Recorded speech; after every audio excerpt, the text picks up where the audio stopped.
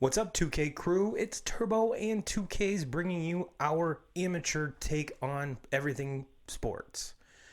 And just so again, I'm you're stuck with if you're watching on YouTube, you're stuck with my mug the whole time, and I have a feeling it'll be like this for at least April. Hopefully after that, everyone the everything will lift or at least rescind a little bit, and we can get 2K's mug back on here. But what's going on, 2K's? Oh, not much, man. How's it going? How's your Easter going? Well, we actually decided to postpone Easter. I know that's kind of a bummer, but a lot of stuff that Chris and I had bought for the kids had not come through Amazon, so they won't be here till Mm-hmm. like the end of next week, if not the beginning of the following week, just because everything's all backed up. And we were planning on having dinner Mm-hmm. with my mom and dad.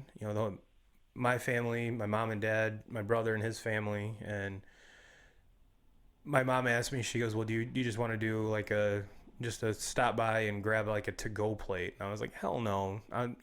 To me, Easter's more about the people around the table, not what's on the table. So we Yep. just we Yep. just I decided. totally agree. Yes, and then on Kristen's side, we've been pretty much staying away from her grandma and grandpa because they are elderly and definitely don't want to give them anything. But Mm-hmm. one thing we did do is we bought them a little surprise, which is a Facebook portal, so they'll be able to at least FaceTime with people because they don't have smartphones and stuff like that. So that was a nice little trinket. So hopefully that should be here this coming week, and they should be able to, because her grandma really didn't get out and about that much, and but people could come see her, so that kind of brightened her spirit. So Mm-hmm.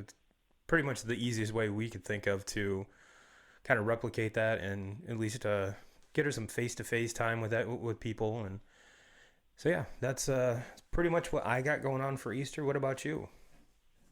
We did most of our stuff yesterday. Okay. So we had my mom came over and we did some. We hid the eggs outside. It was a nice day out. So at least we were able to get outside and hide some Easter eggs, and we basically just sat out on the back deck and got our social distancing on and watched the kids play with all their new stuff, and it turned out to be a pretty good day. And then today we've just kind of been relaxing. The kids have been outside playing. Hopefully we can get through this recording without breaking any more mirrors like last week. Yeah, no kidding, no kidding. But so yeah, that's pretty cool. Yeah, we like I said, we just kind of pushed everything back, and and like I said, to me, it's more about the people around the table, not what's actually on the table. So we will get ours in, I'm sure, eventually. And so yeah, want to give a big shout out to Drop Anchor Tavern in Marcellus. If you guys are in and around Marcellus, give them just search Facebook, search Drop Anchor Tavern. Their phone number is 269-646-2525, and I got it right that time. And if you get on their Facebook, you can check out their menu. Their burgers are amazing. They have a lot of good stuff on the menu, so check them out. Help support local business because they help support the podcast. So big shout out to Chris Zeed, Gary Zeed, and the entire Drop Anchor family. So with that being said, yeah, there's a couple things that have come up since last week as far as the sports scene is concerned. The first is, I mean, probably one of the more anticipated things, at least from me. Like the top two sports things that I'm looking forward to watching is obviously the Michael Jordan miniseries, or I don't know if you consider a 10-part a miniseries, but super looking forward to that, and I'm sure you are too, 2Ks. Yep, yep, absolutely. And then on top of that, Especially with this time. This time there's not a whole lot to choose from. yeah, and I was super stoked to watch it even before any of this happened. It was just, I believe they moved the actual release date up because of lack of sports going Mm-hmm. on. Like Yep, yep. and then excuse me, the second one is the NFL is doing the draft remotely, which I think is pretty cool. There's a lot of folks that are kind of against it, and I'm like, why? I don't understand what the difference would be.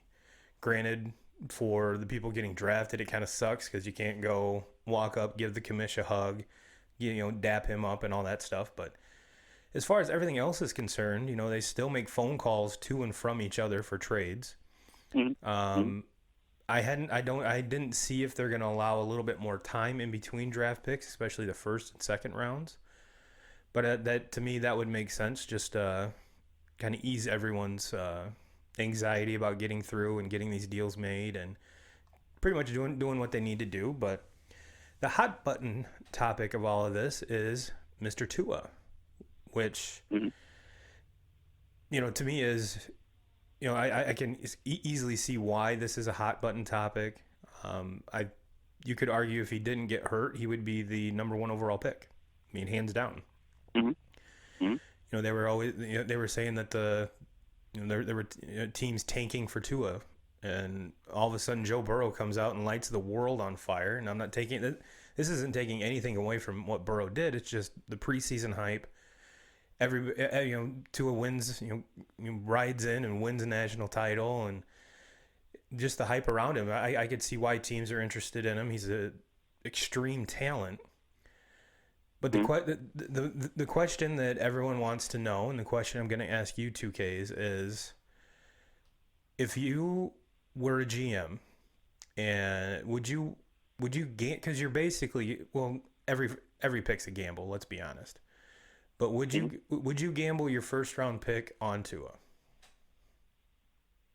This year in this draft, no, no, I would not. And I say that because one of the I guess the team that they're talking about the most, is the Dolphins, and Correct. they say that because of all the draft capital they have. They have so many picks that they can trade and they can make something happen. But to me, they have the fifth pick. They can stay right where they're at, and I think that they're going to have a shot at possibly getting Herbert.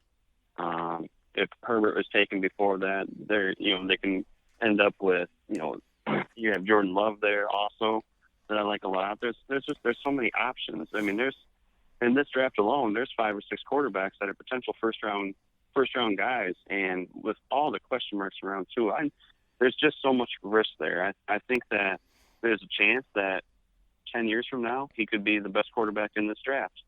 But there's also something tells me that 10 years from now, he could be the worst quarterback taken in this draft. The biggest bust out of them all, as far as the injuries that he's went through and things like that. So this year in this draft, I just don't think that there's any way that I could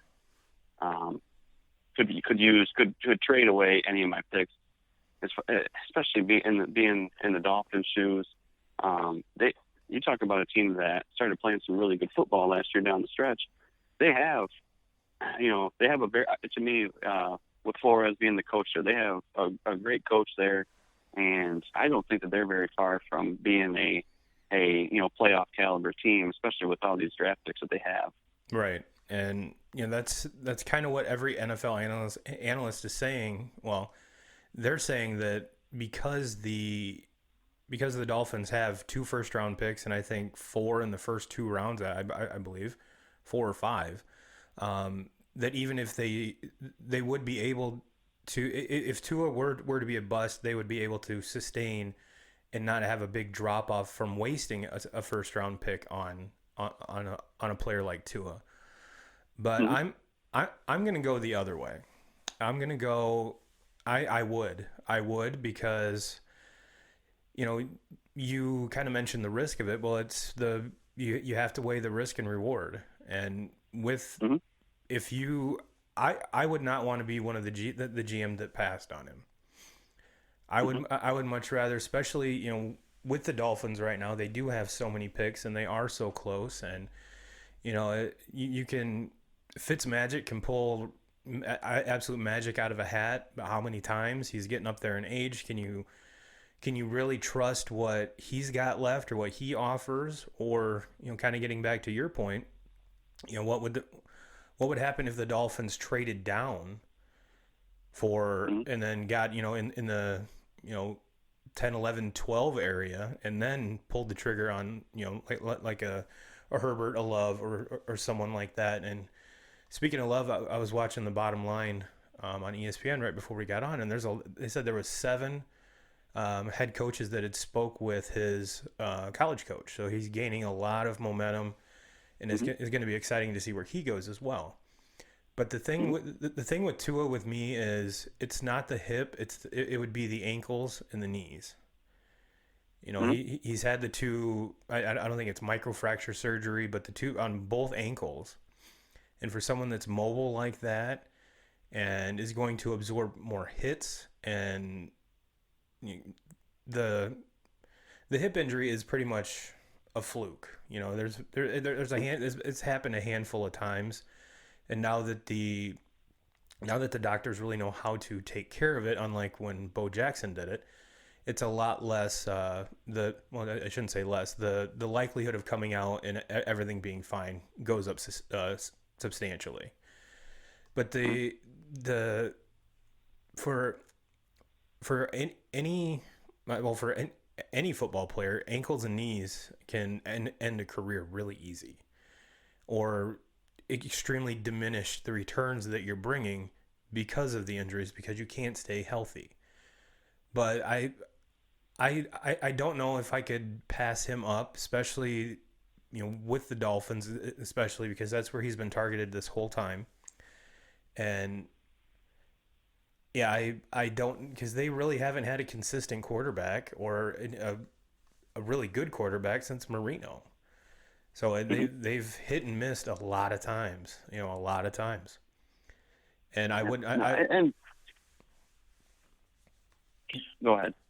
and I, like I said, I just I if I was the GM, I couldn't live with myself not taking taking the gamble. And then Hmm. with all the other picks behind you, the 2020 draft would not be a bust if Tua was a bust, because you have so much other capital behind you, which could be a use it as your insurance policy almost. Hmm. Yeah.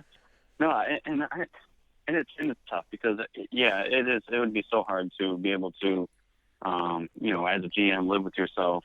If you left something like that out there and then he turned out to be healthy and played the same way he's played at Alabama. But for me, it's so hard for me to get a true gauge on the guy. When you most quarterbacks at the college level don't have the luxury of playing with 4 or 5 5-star receivers like he's Right. had at Alabama, and two or three powerhouse running backs, and arguably the best offensive line in college football.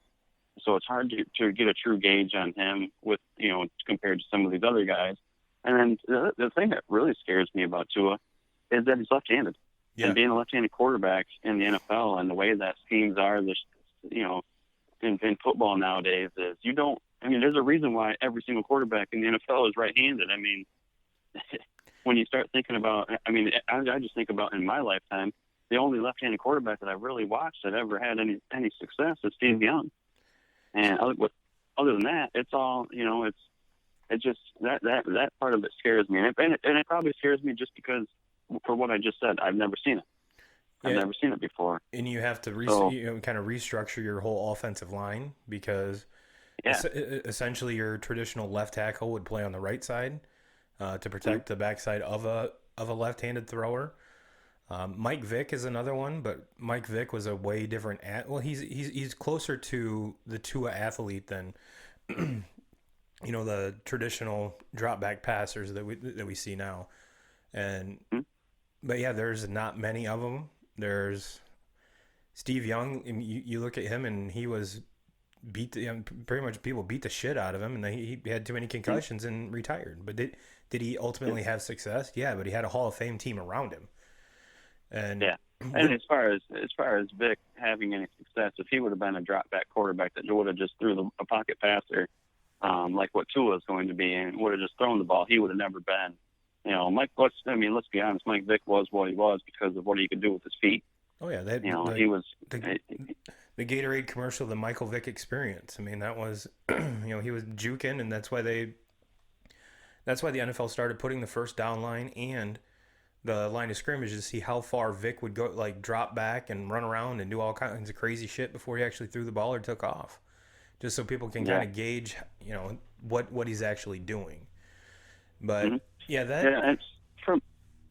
I just think if I'm because really the team that we're talking about in this is the Dolphins, because it had, and to me there's a good chance that they could stand pat right at pick number 5, and they could end up getting Tua there. The only thing the only way I see Tua going before the 5th pick is if somebody else trades up, Yeah. because the 4 teams that we have, picks 1 through 4, I don't see any of those teams taking Tua unless the Lions were just going to do Lions things I was just gonna say that. draft a quarterback when you have Matthew Stafford. No, But they're gonna trade to up to me, number you can 2 and try to get Jerry Judy. That's probably what they're gonna do. yeah, and I've heard some people say that Washington might be a team that takes a chance on Tua. Which, man, if you're gonna take a chance and leave Chase Young there for the Lions to take, to me that's the best player in the draft. Yeah. And I mean, I think about last year with the Niners ending up with Bosa. Well, that worked out pretty goddamn good for the Niners there, because then with the 2nd pick ended up with the best player in the draft, and we saw what Bosa did all season long. So if Washington was to do anything as far as taking the quarterback, that would just be so stupid. But Lions fans would have to love it. I mean, if I was a Lions fan, that's what I would be rooting for. Michigan fans rooting for an Ohio State player, that would have to kind of be a little bittersweet. But again, Yeah, but once you graduate from college and you get to the to the big stage, I think it really goes out the window. I mean, I'm a Cowboys fan and a Michigan fan. I've hated Ohio State my whole life, but when Zeke Elliott became a Cowboy, it was like, okay, I'm not gonna hold that against him anymore. well, then you got a lot of my Irish boys over there too. So Oh, absolutely. Well, your Irish boys throw in the best offensive lineman. They make the best offensive lineman there. yep, and So, throw Jalen Smith in there. He's the Cowboys took a mhm, really talking about a gamble. That's another one right there that mhm, they found mhm. that Jalen Smith dropped in their lap in the 2nd round, and he's come around to Yep, be one of the best linebackers in football. yep. So yeah, they're offensive line, defensive line, and we've talked about the contracts there, and we'll see. Zeke on the 2nd year. You got franchise now, Mr. Dak, and everyone else is extended. So there's no more crybaby. There's no more nothing. It's pretty much put foot to ass and let's get going. And I'm sure Mike McCarthy is ready to do that and itching to do it as well. Yep, yep. Yeah, but going getting back to Tua, I guess I just think that if I was in Miami's shoes, I'd have a really hard time making any trades, because I don't think you can really go wrong. Say Tua does go before that, I don't think you can go wrong with Herbert. I think Right. he's going to end up having a career just as good, and you don't have to lose any of those picks. And I would rather just stand pat and not lose another one of those picks and use it on offensive line help, use it on another weapon. I mean, look how many weapons and receivers are in this draft alone. Use one of those 1st round picks later on a receiver to go with your new quarterback. So I would have a really, really hard time. Now, if the Dolphins could make a move as far as possibly trading up to the number 1 pick and landing Burrow, then to me you're talking a whole different story. That is a player that I would, Yes. if they can move up to the 1st slot. Because there's some rumblings that Burrow doesn't have any interest in playing for Cincinnati, which I don't I blame think him. it's just rumors. But at the same time, exactly, I don't blame them. But yeah, I mean, there's no question. Going into this draft, I would make the move to land somebody like Burrow. I like Burrow a lot better than Tua. Burrow to me is more. He's the safer play, obviously, and he's the more traditional. He fits the bill more. You know what I mean? And Mm-hmm. both of them are winners. I don't think you can deny that one iota. But Mm-hmm. you're right. To me, Burrow seems a lot more polished. He seems a lot more like your traditional quarterback. I mean, obviously can throw the ball. Both of them can throw the ball all over the yard. I mean, you have a quarterback in Tua that pretty much Nick Saban had to change his whole offensive scheme because this is the first time he's had a quarterback that can air it out like this, and with a stable of Mm-hmm. running backs. And it's not your traditional, you know, ground and pound and have one receiver that's pretty much a standout. I mean, their whole receiving core is probably going to go in the first round. Yep. And Alabama didn't have that dominant running back this year, like in the traditional Saban years, where there was seems like there was a first round pick every year, and Hmm. so yeah, but yeah, you're right. To me, Burrow, I think hands down is the best quarterback in the draft, and like you said, Chase Young is by far the best player in the draft. Yep. I totally agree. All right, so yep, it's gonna be exciting, and we got a couple more weeks here until this actually goes down. So it's gonna be kind of crazy to see all the rumors, which that's this time every year, regardless if they were drafting remotely or it really would have been cool to see what they did in Vegas, where they had the plans of from what I overheard was having a lot of it being done at the fountains in front of what is it, the Venetian, and all of the stuff right around there. So that would have been cool to watch, but I think the actual storylines and where the rumors leading up to it, because they've already started, I think you're going to see them intensify because A, there's nothing really else going on, but B, this draft class is crazy Hmm. good. Yeah. So And they're going to be able to have, like, I think that this draft, being aired on TV potentially it has the potential to be really, really cool. I mean, they're going to be able to have cameras in on all these teams' war rooms, yeah, and I think us as fans are going to be able to watch it on TV and really get a good look at how things during the draft, kind of behind the scenes. We're used to watching what happens on the stage, but I hope that they're able to, maybe have us listen in on some of these phone calls and maybe, listen in on some of these conversations that teams are having. It's kind of the stuff that I hope for because just to kind of give us a whole different angle on what goes on during these drafts. I guess that's kind of what's intriguing to me. well, absolutely, I 100% agree. It is and there's plenty of time in between the draft picks to kind of peek in and see what's going on, and as opposed to just Yeah. listening to Mel Kiper and all those guys break down film of the last player taken, and it's gonna be cool. It's different, and yeah, like I said, there's really not a whole lot else going on, so it's something that leads to wet our sports whistle, if you will, and kind of get something Oh that's yeah. not speculative and not. I mean, this is going down. It is legit. So it's kind of the first thing since all this lockdown and everything started that we're actually going to be able to sink our teeth in and actually get real sports. Yeah, and it's something that we as sports fans and all of our listeners and everybody that's a sports fan, we need it. I mean, we need something that something new. You can only sit and watch so many, E60s and different Right. documentaries and stuff, and so we need something that's actually going on. Some sports that's actually for real going on right now in the world. So I'm big time looking forward to it. So hopefully they're able to do everything that they can to put the best quality on TV for us. Absolutely. And then it's ESPN, so it's going to be legit. They've been doing cool stuff for years, and I have a feeling there's going to be something up their sleeve that we're really not expecting, and it's going to be pretty badass. That's just Mhm. my interpretation, if you will. And for the first time ever, Roger Goodell is probably not going to he's not going to be able to be booed when he walks up there. So he's probably really looking forward to this. That's another good point, and with today's social distancing, the daps and hand slaps probably wouldn't go over really well right now anyway. So, I can already see it though. Like Twitter's going to be full of videos oh of God, people, yes. watching and everybody will be booing their TV Oh and yeah. when Goodell shows himself. Oh yeah.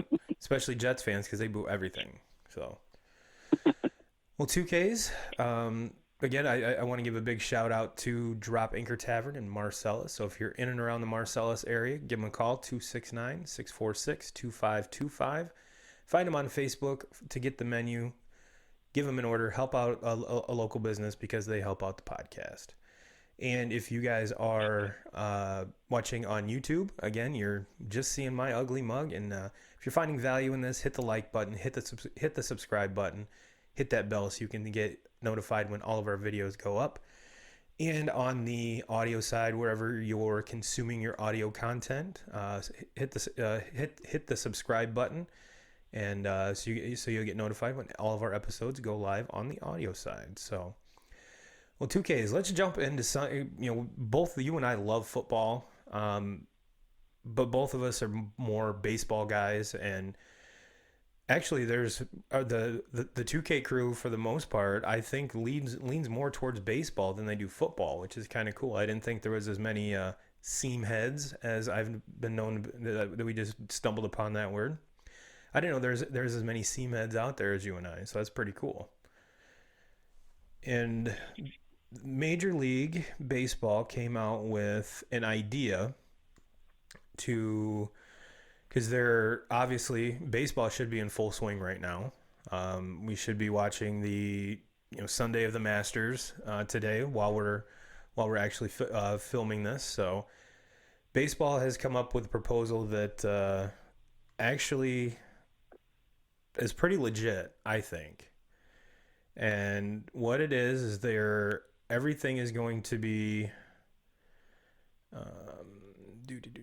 they're going to split it. They're going to be pretty much, from what I gather, instead of having all the teams spread out, obviously in their home stadium, they're going to be focusing everything in. Is it Arizona 2Ks or is it Arizona and Florida? I think it's just Arizona.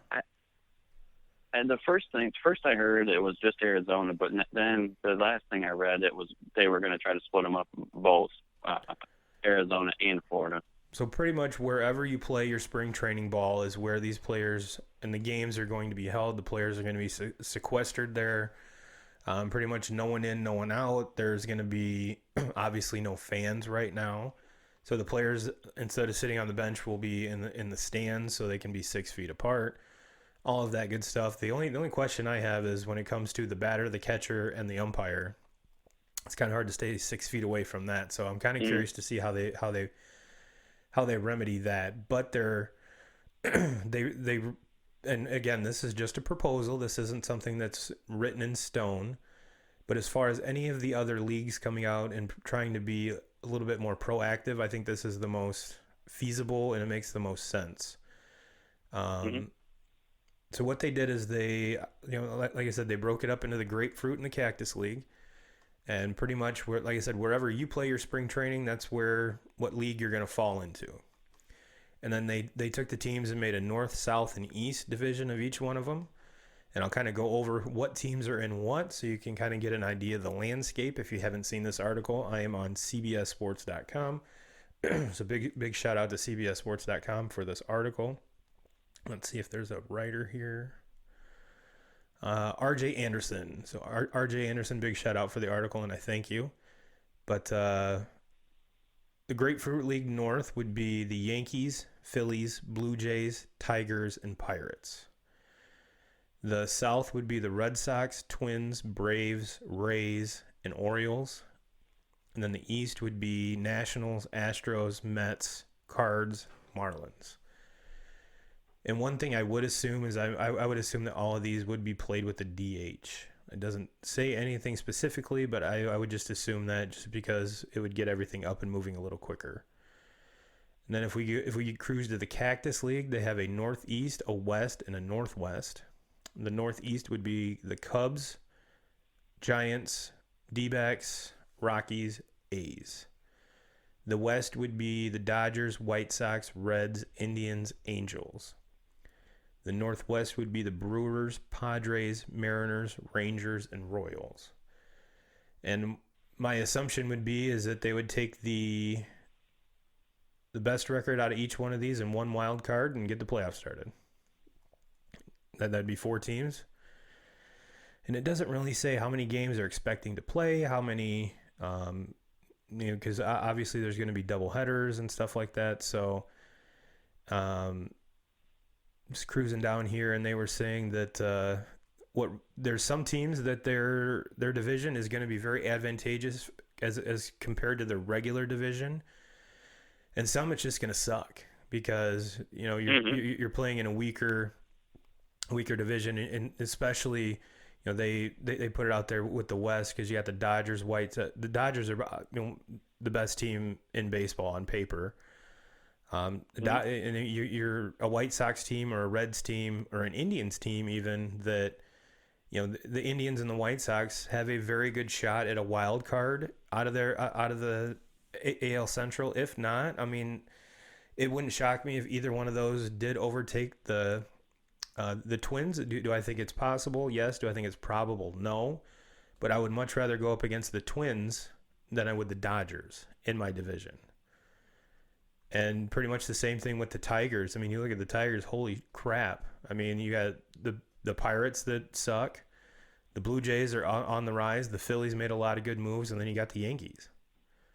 So it's and then the South, you got the Red Sox, which aren't I think we both picked them to finish third in the AL East.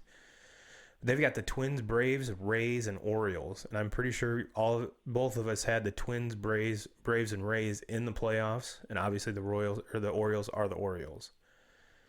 So there's definitely some weird combinations, and 2K Crew, the way they did this is how close each one of them their facilities were to each other in the minor leagues. Mm-hmm. It has nothing to do with where they're geographically located, at their home ballpark. So keep that in mind. And these weren't just put together randomly. It's like how close each one of them are. Some of them even share facilities. So that's how they came. That's how these new divisions came to be.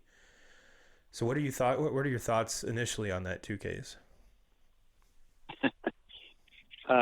When I first heard about all this, I guess it was it Thursday or maybe Wednesday when I started listening about kind of.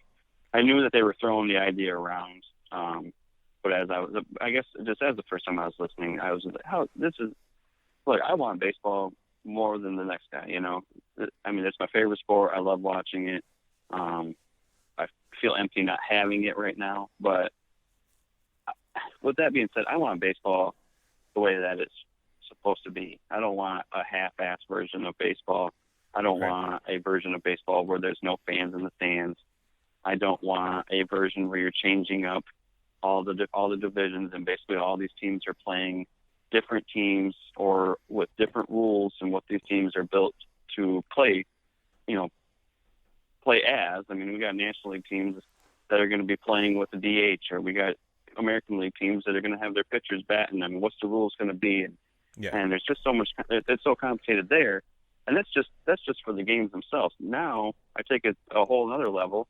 As far as for these players, it's not going to work. Like, so how are you going to do this and try to quarantine these players? You're going to have them away from their families. Yep. So there's a lot of Major League Baseball players that have a wife and kids, and they want to be able to see their kids and see their families. And with the way that this is going to work, you can't do it. You're not going to be able to have them around. Right. And so for how long is this going to go on? And it's not. There's no way that this is going to sit right for majority of the league. I mean, the only players that I see that are going to want anything to do with this are the players that haven't necessarily gotten paid yet, and they just want that paycheck. And guys that are not that far are probably the guys that don't have a family and don't have kids. So I see where it works for them, but majority of the league, they do have a family, and so there's no way that I see this panning out or this working. And what I don't want to see is them try to give us a half-ass version of baseball to where they play a very shortened season and it's just a bunch of, made up divisions. Right. And then at the end of all this, you got to fucking go right back to the way it's supposed to be played next season. Yeah. And it's just like, if you won this so-called World Series, how could you ever look at that and be like, that's a legitimate World Series win?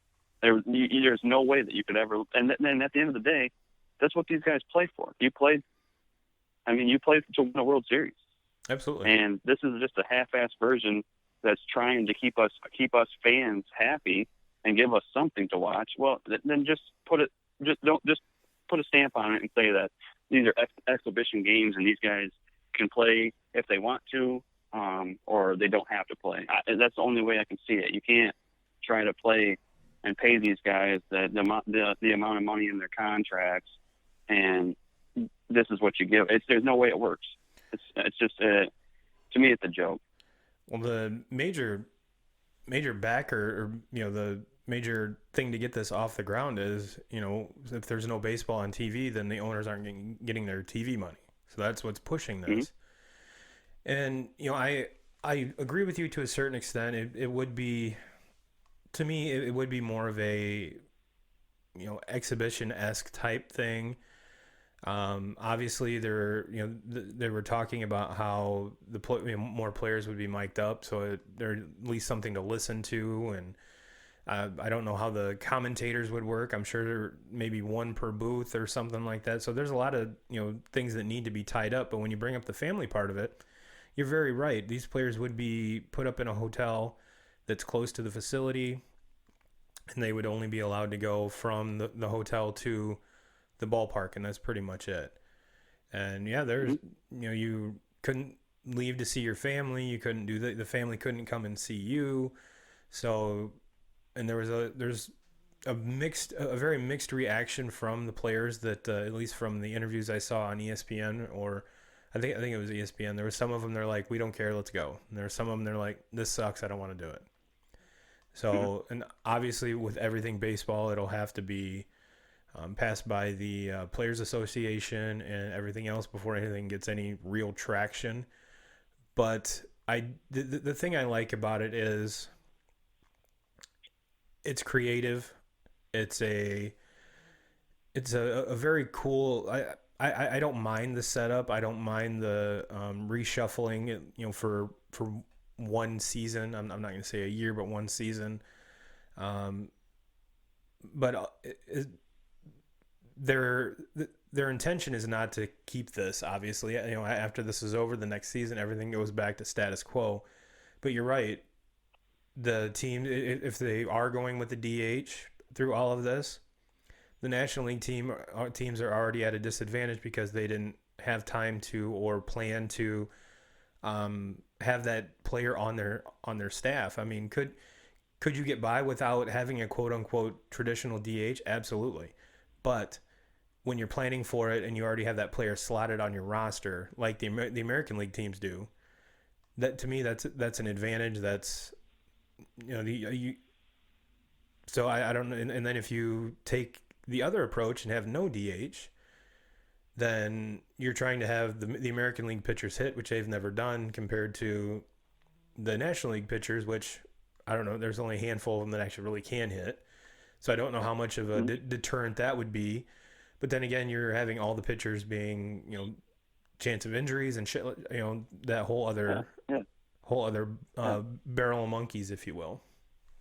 Yep, and that's to me right there is the biggest deal. As far as for position players and being able to get your at bats in and then go play your position, to me that's not a big deal.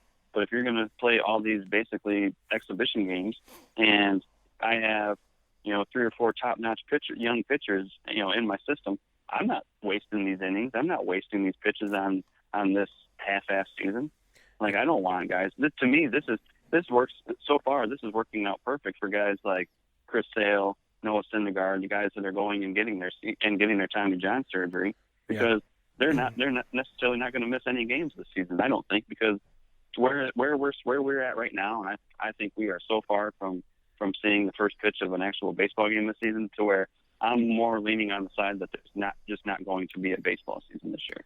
And I've heard a lot of Red Sox fans, talking about that exact thing with Chris Sale and the possibility of, if there isn't a season this year, just bringing Cora back and see, and this same thing with the Astros, and because they've already came out and said that it's not, they didn't give a number of games ban. It was a year ban.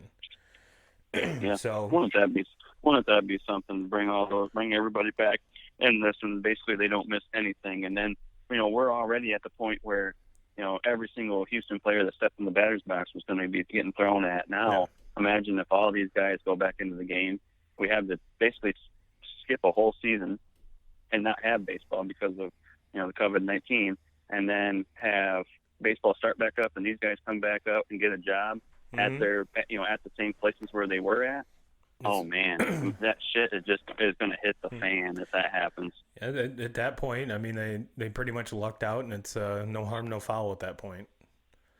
Hmm.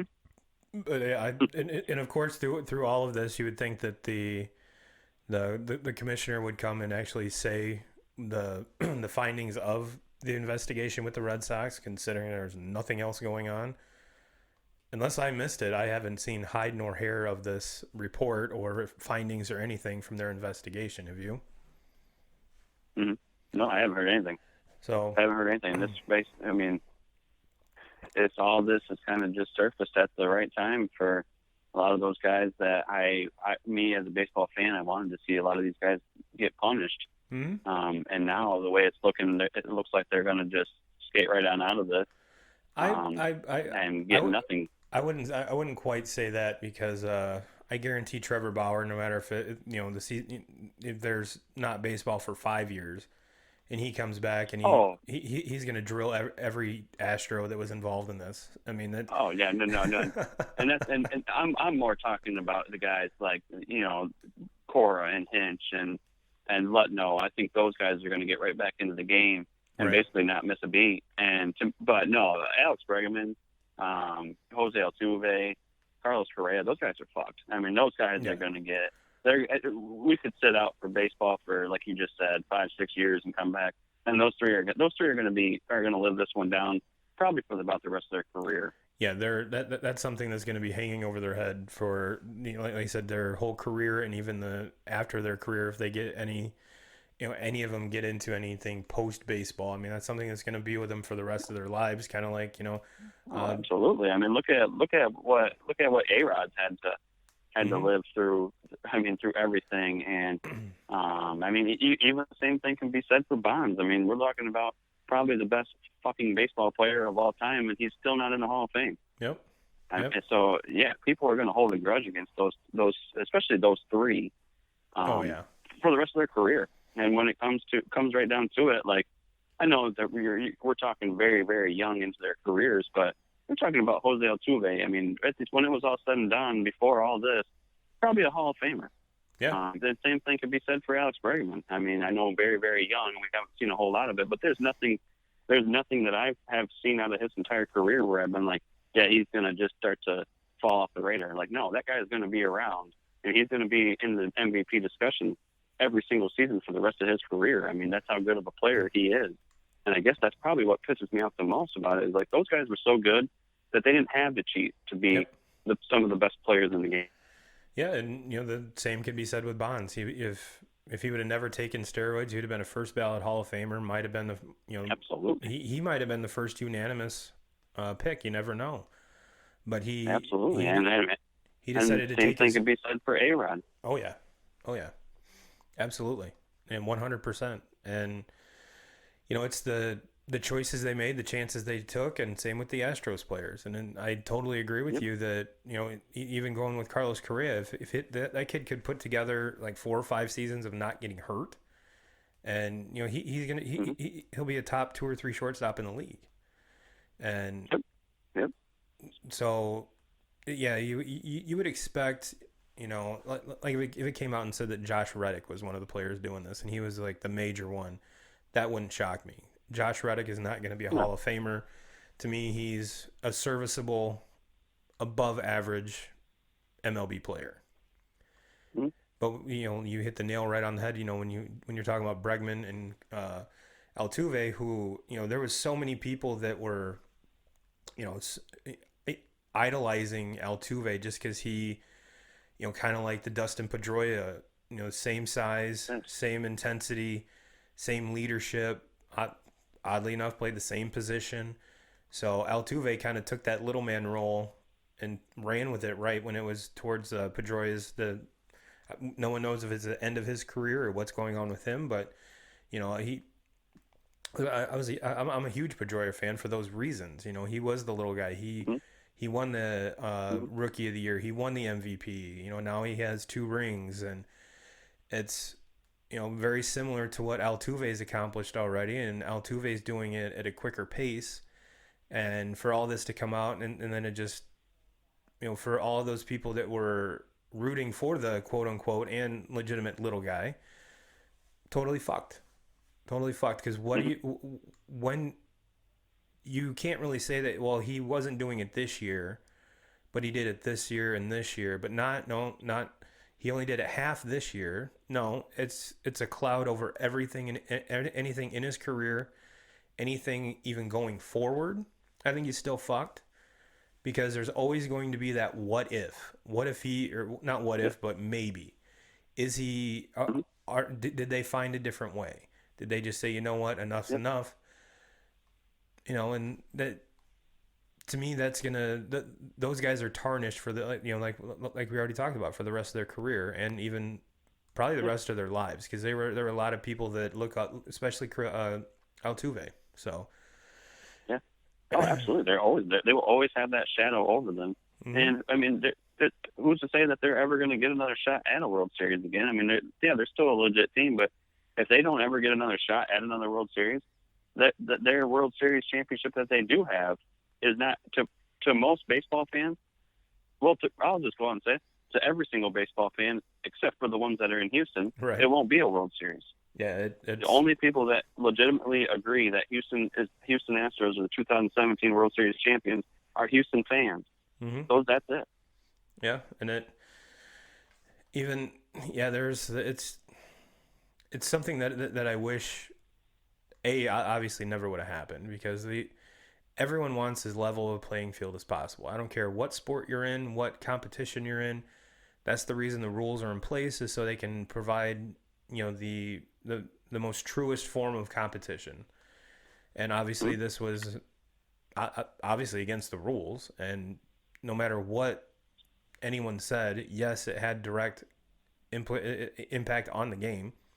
I don't care what their owner says. And because you look at their home and away splits, that's the easiest stat to look at and holds the most weight.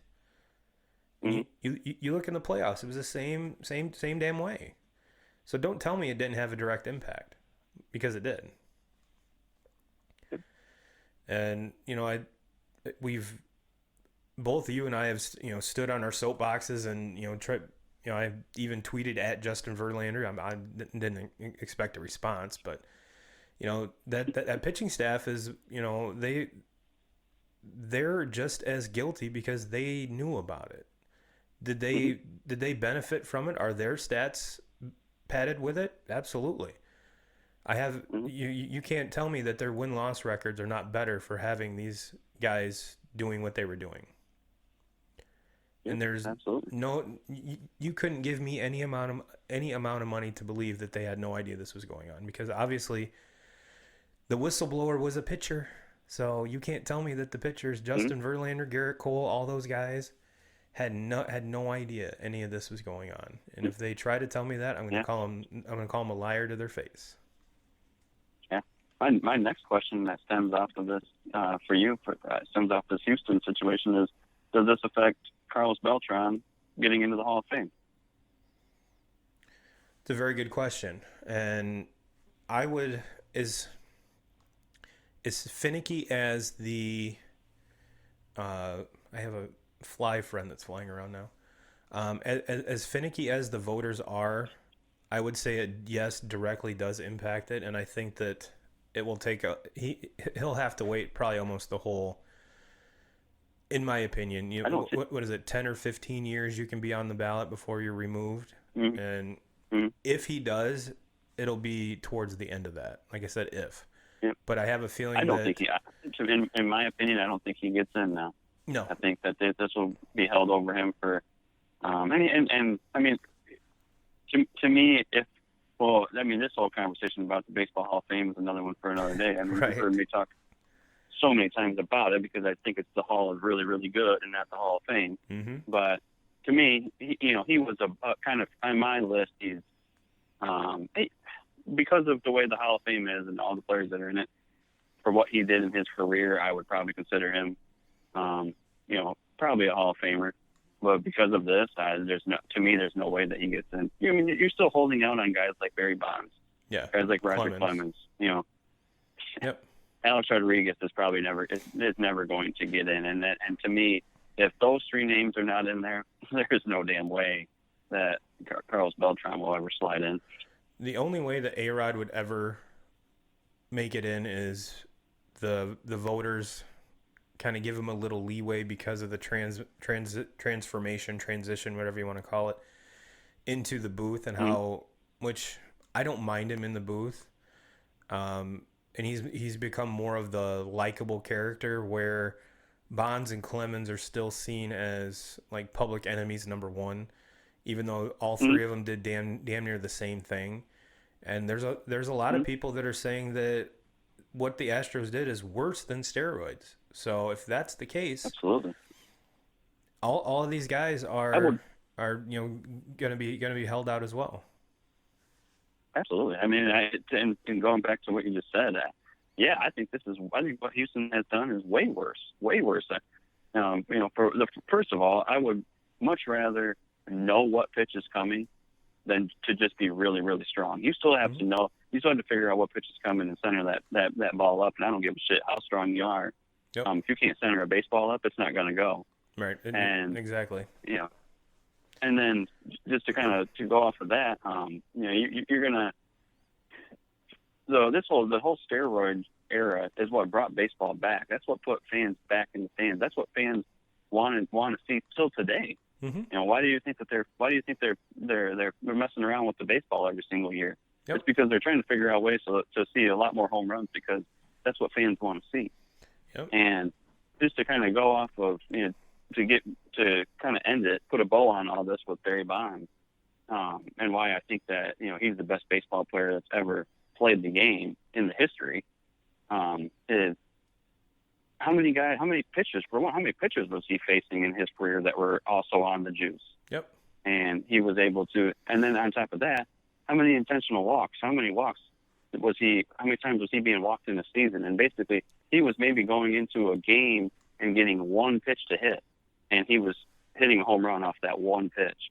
He was going into a series and maybe getting 2 or 3 pitches to hit in the entire series, and was hitting home runs on both of those. So the guy was just incredible. And for him to not be in the Baseball Hall of Fame and to see some of these other names in there, it's just a fucking joke. And I don't think I will ever be able to take the Baseball Hall of Fame seriously until guys like Barry Bonds, Pete Rose, Roger Clemens, Alex Rodriguez, they all need to be in the Hall of Fame.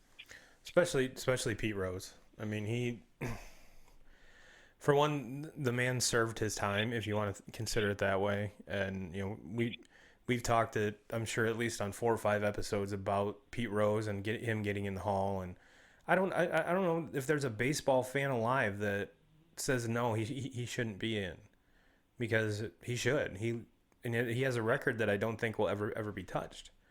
And same with Bonds. I mean, I've come around, you know, the last few years, with Clemens and Bonds, and yes, I'm a Red Sox fan. For the longest time, I thought he should be not in the Hall of Fame because of steroids.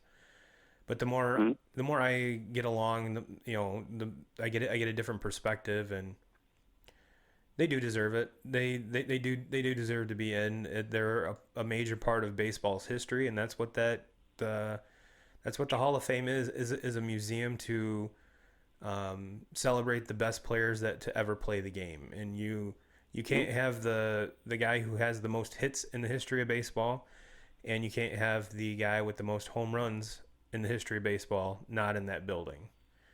And Yep, exactly right. with all of Clemens's career accolades, you know, he's a top 10, at least a top 10 pitcher in history. So you can't really write the history of baseball without these guys in there. And that was kind of the mind. You know, I changed my mind, and that's kind of the mindset that I have with those guys. It's like whether you agree with what they did or not, you can't tell the story of baseball without them.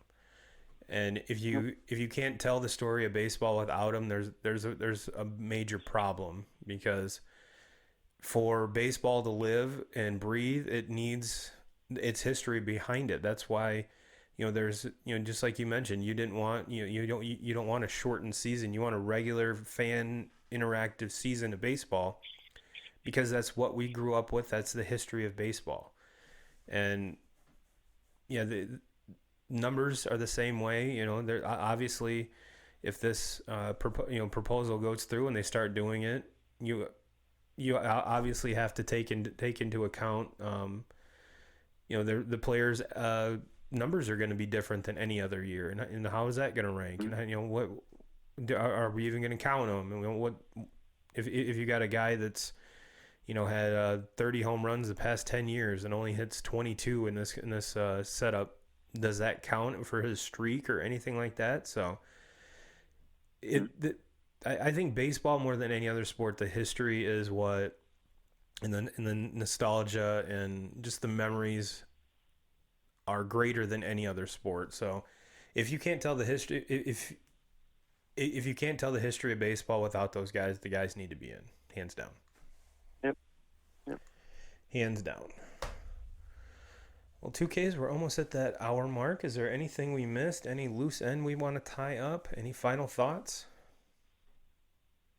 No, that's pretty much it. I mean, we're in the situation right now where we just don't have a whole lot to talk about, and I've been thinking about it really since I woke up this morning, that today, is the day that we should be laying around watching the end of the Masters, and we don't have that, and that, I don't know, it's just especially with really getting old. Especially with the great Masters finish we had last year. Now that was fantastic, and now nothing. So, yep. Well, yep. All right, 2Ks. It's been a pleasure. Like I said, I miss your face. I miss your I miss your musk. To put it in, what's the name of that movie? Anchorman. Fuck, I need to be fired if I can't remember Anchorman. Yeah, I miss your musk. Our Zoom meetings are always fun, but never, it's not the same. But everyone out there, stay safe. Don't go out unless you need to. I've been telling this on all of my Facebook videos that the 3 things that are going to get us through this is kindness, empathy, and patience. Keep those in mind and know that we're all in this together, and have a great Easter. I know everyone's going to see this and hear it on Tuesday or Wednesday, but 2K crew, we love you. And one final wrap up, make sure you visit Drop Anchor Tavern's Facebook page. Give them a call, 269-646-2525. Order yourself a burger or chicken strips or something like that. Help support a local business because they support the podcast. And as always, Jim Rome, we're coming for you.